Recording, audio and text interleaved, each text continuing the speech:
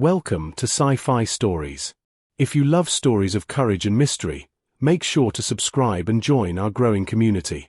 They thought the human was the safest one in the room. The first thing the emergency log records is the silence. Not alarms, not screaming, silence.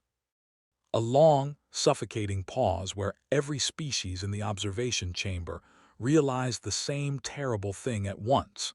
The danger hadn't come from the creature behind the containment field. It was standing right next to them. I was the senior risk analyst on Orbital Station Halcyon. That meant my job was numbers, probabilities, and worst-case scenarios. I didn't carry a weapon. I carried forecasts, and every forecast told me the same thing. The human delegate was harmless. 5'9", no armor, no visible augmentations, pulse rate steady, cortisol levels low. The system rated him green class safe. I signed off on the clearance myself. That's a mistake I'll carry to my grave. The meeting was supposed to be routine. An alien artifact had been recovered from a dead system, an object old enough that even the archivists disagreed on its purpose. It pulsed. It reacted to proximity. And it had already killed 2 exploration teams.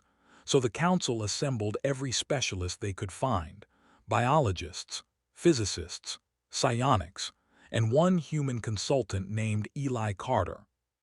He sat in the corner, hands folded, listening. The artifact started screaming, not sound pressure, a psychic vibration that slammed into the chamber like a wave of ice water. 3 delegates collapsed instantly. Another started bleeding from the eyes. Our containment shields flared red. I shouted for evacuation. No one moved, because Eli Carter stood up. "Turn the field down," he said. His voice didn't rise, didn't shake. The AI flagged his stress response as anomalously calm.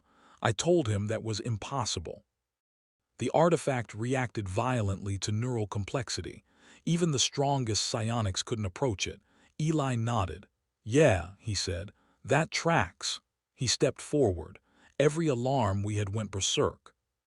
Radiation spikes, neural feedback warnings, containment integrity dropping.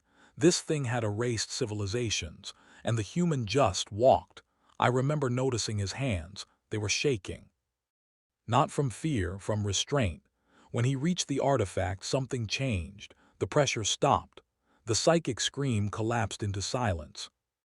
The object dimmed, like a predator realizing it wasn't the apex anymore.